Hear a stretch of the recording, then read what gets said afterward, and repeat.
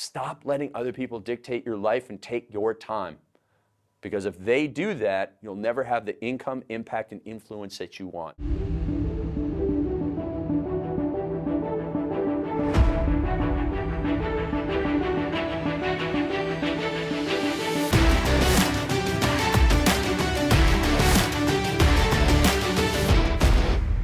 Hey, what would it be worth to you if I gave you an extra 10 hours per week? Now, listen, if you're making $100 an hour, that's a minimum of $1,000. And if we do that every week, this is a $50,000 a year podcast show that you are going to listen to when I give you back those 10 hours, okay? And when you have these 10 hours, you actually be able to go and make more money or spend time with your kids. So it's going to be even worth more to you.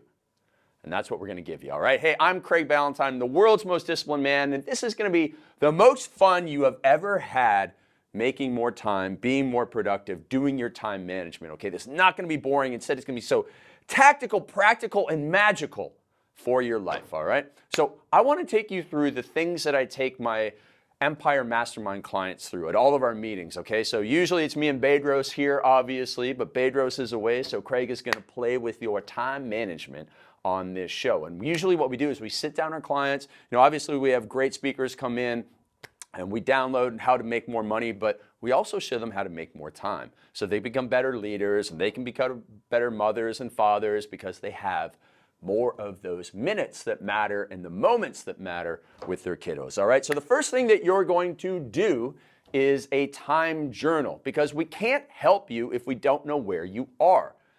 Now, you all know that Bedros and I, we cut our teeth in the business world as personal trainers. And when I was a personal trainer, I came across this study in Men's Health magazine.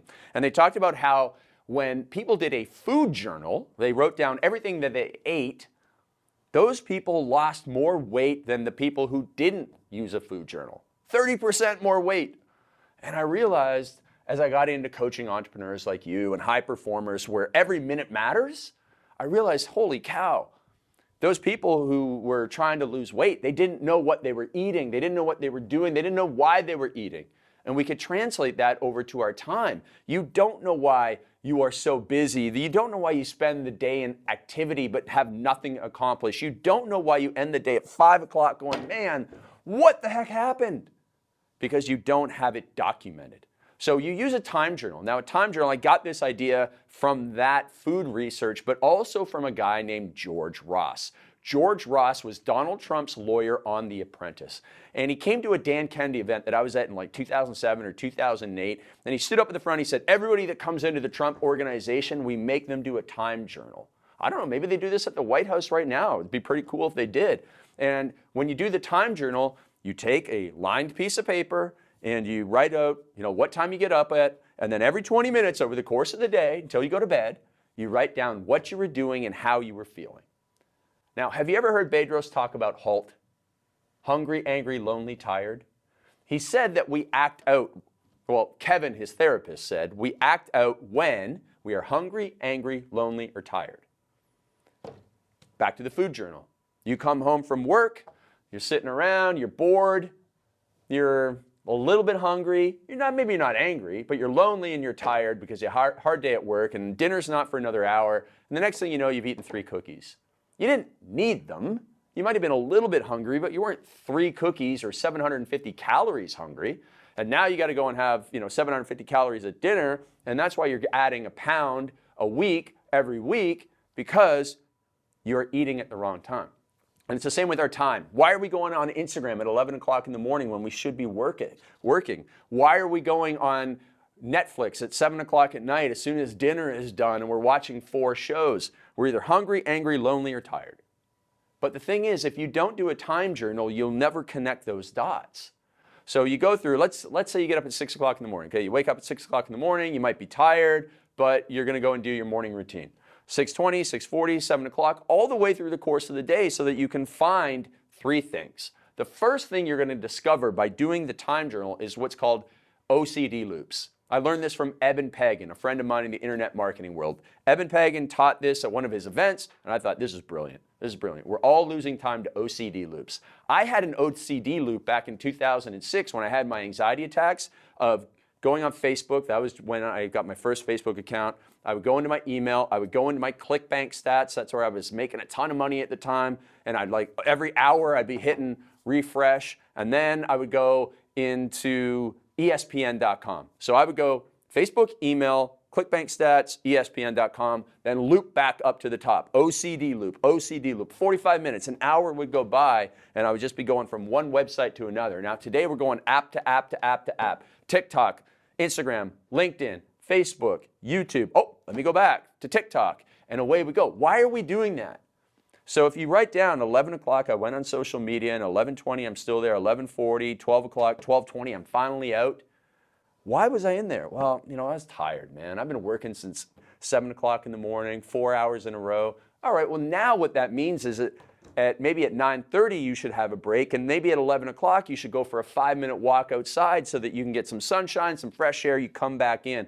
And when you do this time journal, you identify those things, and then you circumvent those loops so that you don't waste any more time. Every minute matters in your life because the moments matter. Next thing you're going to learn is your magic time. You're going to discover the time of day when you're 3 times more creative, productive, and energetic than any other time of day. And when you know that 9 o'clock in the morning for the next 90 minutes, you can get more done in that 90 minutes than you can all afternoon, then you go, holy cow, I can't take phone calls, I can't do meetings, I can't do email, I can't do silly stuff, I can't be on Instagram from 9 till 10:30 every morning, because if I block that time, that magic time, I can crank out my articles, I can write my video sales letters, I can create my webinars, the stuff that moves the needle in my business. But if you're filling that time with busy work or meetings, or you're taking phone calls, or you're answering every email that dings during that time, man, you're bleeding money, you're bleeding minutes, you're bleeding your life, you're bleeding legacy and impact because you haven't protected that. I like to say you need to protect your magic time like my dog protects its dog bowl when it's eating food. You got to be ruthless and relentless about it. So what you'll find if you do a time journal is you will identify the time of day when you naturally are in the flow. And when you know the time of day when you're naturally in the flow, that's magic time. You're 3 times more creative, productive, and energetic. And you'll protect that. You won't have anything else in that time. And that alone, that one 90-minute block, having that will be a game changer for your life. If you can find 2 90-minute blocks, the second one won't be as magical, but it'll still be good. If you can get 2 90-minute blocks of deep work done a day, you're way ahead of the competition, because most people, what they're doing is being reactive all day long. You're being proactive when you're planning, and boom, that's a game changer. Now, the third thing that you're going to learn is your worth, your hourly worth. So if you work 40 hours a week for 50 weeks a year, do you know how much money you will make if you're making $50 an hour? Let me run that by you again. You're making $50 an hour. You're working 40 hours a week, and you're working 50 weeks out of the year. The math is simple. I learned this when I was a factory worker. I saw these people making 20 bucks an hour in the factory, and I thought, that sounds like a lot of money, and it was to like a kid who's in college. And I thought, what do they make in a year? And I realized they work 40 hours a week, and they work 50 weeks in a year. That's 2,000 hours. So all you do is you take somebody's hourly pay rate, you double it and times it by 1,000, and you get their annual salary. So somebody who's making $20 an hour makes $40,000 in a year. If you want to make $100,000 in a year, or if you are making $100,000 in a year, that means your time is worth $50 an hour if you work 40 hours a week for 50 weeks in a year. So what you're going to do is through the time journal, you're going to see how many hours you're working. Maybe you're working 10 hours a day, 6 days a week, 60 hours in a week, and maybe you're only making $120,000. Well, geez, your hourly worth is not that much. That is a hard pill to swallow. You might be walking around, yeah, I make 150 grand a year. Great. You work 70 hours a week. You're not actually making that much money per hour. That's not empire building wealth. So you get a hard reality check when you line up how many hours you're working versus your actual income, and you go, dang, something's got to change. Something's got to change. And then you realize, well, in those 70 hours, I'm spending 10 hours at the UPS store going back and forth, and I'm spending 5 hours cutting my lawn and doing my lawn care because I'm too cheap to outsource it. And that means that's 5 hours taken away from big strategic thinking or filming video for my social media, or I never have time to make that video sales letter because I'm always, doing my own bookkeeping. That's silly. You can't do that stuff. Once you know how much you make per hour. So let's go back to if you're making, let's say you're making $200,000 in a year and you're only working 40 hours a week. How much money is that per hour? Right? $200,000 per year, 40 hours, 50 weeks, you are making $100 per hour. $100 per hour times 40 hours a week times 50 weeks in a year is $200,000. All right, so great. Now your hour of work is worth $100. And you're going to the UPS store? That is something you can outsource, delegate for $12 to $15 an hour. And if your hour is worth $100 and you're doing anything from bookkeeping, even your sales calls, you can pay people to do that for way less than $100 an hour, which means you stop doing that junk and you start focusing on writing the sales letters and leading the team and becoming that great empire builder. Your hourly worth is going to go way up. You're going to make way more money, and you're going to stop doing the $10 an hour tasks. So you have to know what you're worth, and then that dictates what you do, and you have better use of your time. That's why the time journal is so powerful. So again, it gets you out of OCD loops, gets you more magic time, and helps you understand what you should be doing and what you should stop doing and delegating and eliminating and automating. That is a game changer. Now, the next thing that we do from that is we identify our not-to-do list. Our not-to-do list. So there are certain things that we talk about in the 5-figure lifestyle that you should never do. No snoozing, scrolling, smoking, drinking, joking, toking, all that sort of silly stuff. Don't do that. Don't hit the snooze button because that robs you of minutes and moments that matter. Don't be scrolling. Don't get addicted to social media. Use business media. Don't let social media be used on you. So you take back control of your time. Now you have more minutes. You have more time to read the books, right? Everybody says, I want to read a book a week this year. And then you go through and you read, and you're like, I read a book a year. Not a book a week a year, a book a year. Well, you're going to be very frustrated by it because how much time do you spend on social media? Have you ever used like the Screen Time app or the Rescue Me or the Rescue Time app and figured out how much time you actually spend on Instagram, YouTube, Facebook? Man, you will be terrified. Terrified. And it's robbing you of reading time, of studying time, of connecting time with people, of learning time. You could be studying how to become a great copywriter. Instead, you're watching dog videos on Instagram. I've been there. I understand. I know how much time that social media can rob you of. So make sure you're not losing the time. So your not to-do list. Do not go on Instagram until after you have gotten your most important task done for the day. Do not check your email until after 10 o'clock in the morning. Do not snooze. Do not scroll. Do not watch more than one Netflix show per night. Do not drink on school nights, Sunday through Thursday. No alcohol because you wake up groggy the next morning. You might say, oh, but I fall asleep faster. Well, yeah, but research shows one of the worst things you can do for your sleep is to drink alcohol before bedtime. One of the best things you can do for your sleep is to go to bed at the same time every night and get up at the same time every morning. If you want more information on sleep, I read this great book called Why We Sleep by Dr. Mathew Walker. It will blow your mind about sleep, totally change your habits, and make you into a high performer or support you on your journey to becoming a high performer. But snoozing, scrolling, watching TV, checking your electronics, checking your Instagram right before bed, that ruins your sleep, and that goes on the not-to-do list. So have your not-to-do list, and then when you know the things you shouldn't be doing, eliminate them. If you eat a bag of chips a night, don't have chips in your house. Okay? If you drink too much during the week, don't keep alcohol in your house until Friday. Go and grab a bottle of wine on Friday, but don't be that person with 50 bottles of wine downstairs in the basement where you can go and get one just like that. Make sure you eliminate the temptations and distractions. Destroy them from your life. Build a fence around yourself that fosters your high performance habits. Make life easy to succeed. Make it easy and automatic to do the right things. That's how you succeed, okay? Boom. Next thing that you need to understand after you have your not-to-do list, after you've done your time journal, You're going to ask these 4 questions. This is where the magic happens. It really supports what we've already talked about. Question number 1 is, what do you hate doing? What do you hate doing in your business?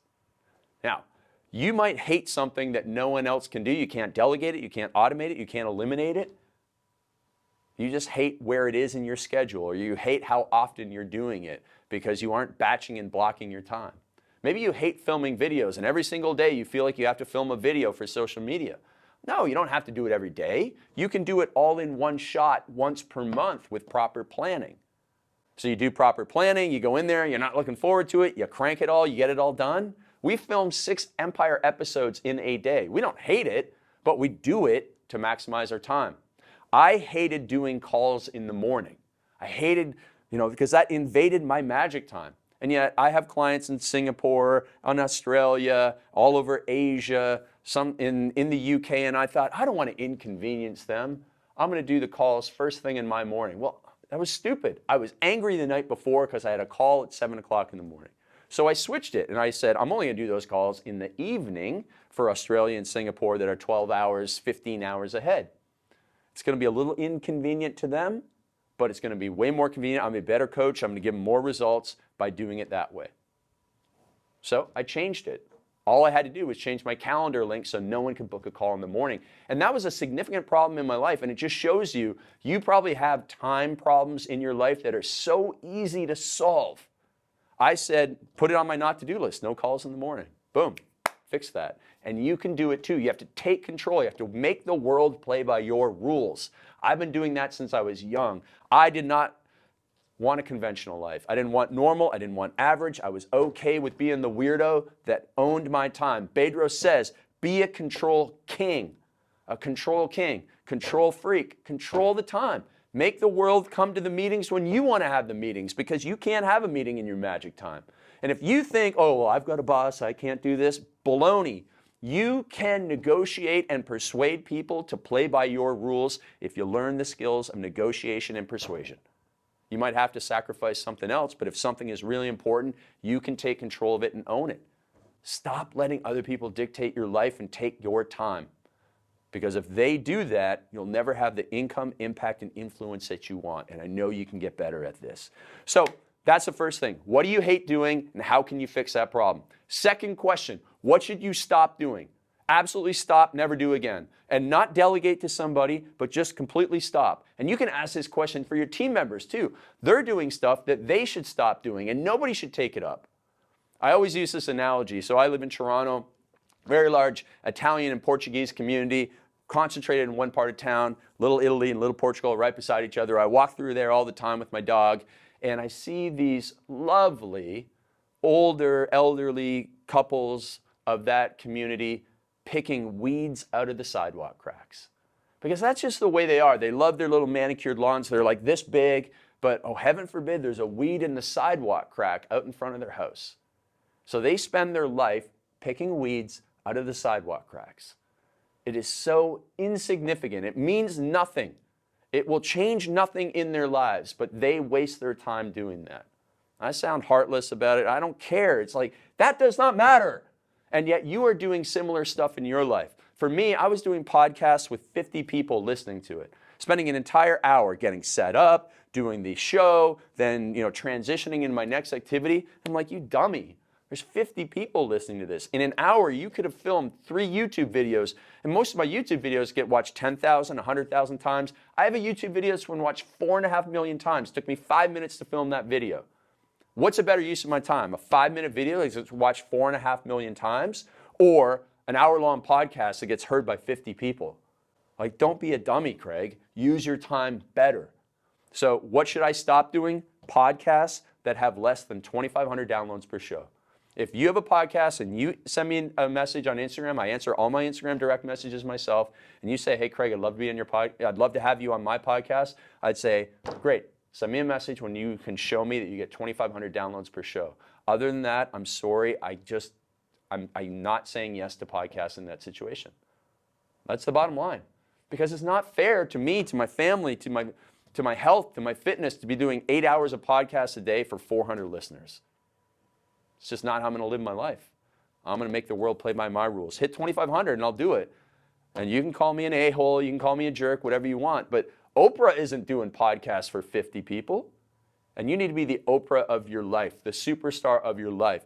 Think about, how would Oprah run your business? How would Oprah run your life if Oprah was running your life or your business? Think about that and then operate at her superstar level.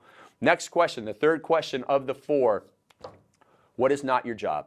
What are you doing every single day that is frickin' not your job? Taking out the trash, cutting the lawn, going to Kinko's, going to, I don't know if Kinko's even exists anymore, going to the UPS store, doing your bookkeeping. Drives me nuts when entrepreneurs making more than $40,000 a year are doing their own bookkeeping.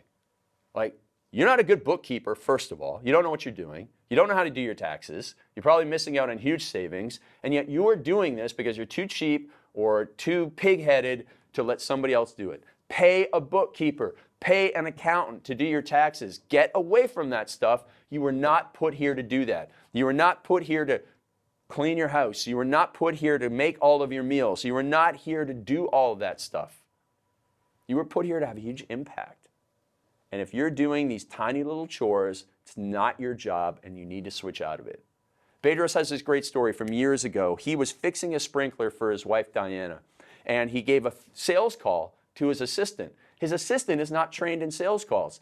She lost $2,500 or $5,000 sale because he was spending his time in a $10 an hour task fixing a sprinkler. And that was his aha moment when he hit himself in the head and said, Bedros, you dummy, you're stepping over dollars to pick up dimes. And that's what you're doing. Stop stepping over dollars to pick up dimes. If it's not your job, delegate it, eliminate it, or automate it. That's what you need to do. Fourth question, what is your distraction? What is you, or are your distractions in life? Netflix, alcohol, sports, TV shows. For me, Instagram, guilty. All right, listen, I'm not perfect. The system's perfect, but I'm not perfect. And so sometimes I'm on Instagram too much and I justify it. We all justify our distractions. Oh man, I got to catch up on this Game of Thrones because everybody talks about it at work. And if I'm not talking about it at work, that's not a good justification.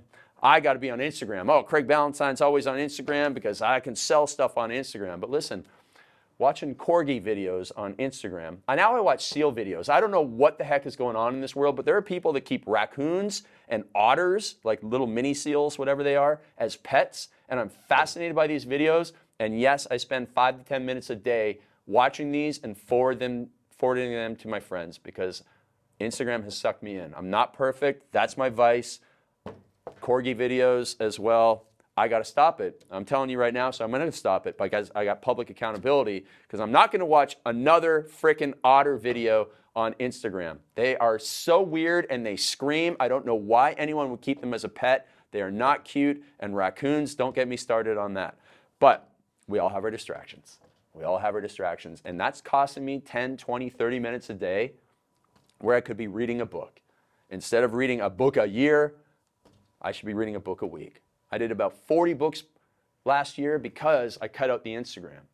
And Instagram is starting to creep back into my life, and I haven't read that many books this year. So I'm making this promise to you, public accountability. You got to say, hey, Craig, well, how many books are you, or what book are you reading now? How many pages are you reading per day? You guys got to be on me just like I'm on you, all right? So those 4 questions. What do you hate? What should you stop doing? What's not your job? And what are your distractions? And when you answer that brutally, honestly, and relentlessly and ruthlessly, and you make those changes, then you move into the next question, which is, how can you fix this? What's the first step to fixing this? Who can you contact for help? And the answers are simple. Block my Instagram using an app blocker like selfcontrol.io. Get public accountability for the habit change you want to make. Get a calendar link and don't let people block in your magic time. Block that out. Make yourself unavailable. Communicate better and reset expectations with people. It's that simple. You take back control of your life. Now you got 10, 20 plus hours. I have a client, a guy named Frank Den Blanken, came to one of my workshops, was making $10,000 a month. Good money, okay money, working 15 hours a day. Today, he works 15 hours less per week, so he still works a lot compared to the average person, but he makes over $200,000 a month. He goes on more vacations than ever. He goes on more vacations than me, and I go on a lot of trips. And this guy's living his life because he's gone through this time audit. You have to do this every 90 days. Ask those 4 questions every 90 days. You will make 10 hours because you need to make time for what matters. You never find time for what matters. Time is not hiding under the bed with your ab rocker collecting dust. You have to go and make time for what matters. Writing your book, writing your sales letters, getting better at sales, improving your copywriting, improving your relationships, improving your health. You make time for what matters. That's what it's all about. All right, so this is Craig Ballantyne in a big rant today because Bedros wasn't here. He was off making time for something else that was very important, and he put me in charge. And so I brought the thunder for you, so you've got those hours. This is worth $100,000 a year to you minimum. Go out there and use that time for the best. Make more time for your family. Get yourself back in shape. Read those books. Improve those skills. Grow your empire and live the life of your dreams. This is a game changer. Go and do it. And what I want you to do is go to iTunes, give us a 5-star review. I want you to drop comments on YouTube. I want you to send me a message on Instagram at @RealCraigBallantyne and tell me how this helped. All right? I want this podcast, this show to have a huge impact on you and your family and your finances this year and for the rest of your life. All right? So drop us those messages, and then when you're ready to go to the next level, go to bedroskulian.com/empire and apply to come to one of our events. And we'll not only download more of this to you to make more time, but we'll download everything that we know and we do and our guest experts do to help you make more money. More time, more money, more impact, more empire. We'll see you soon.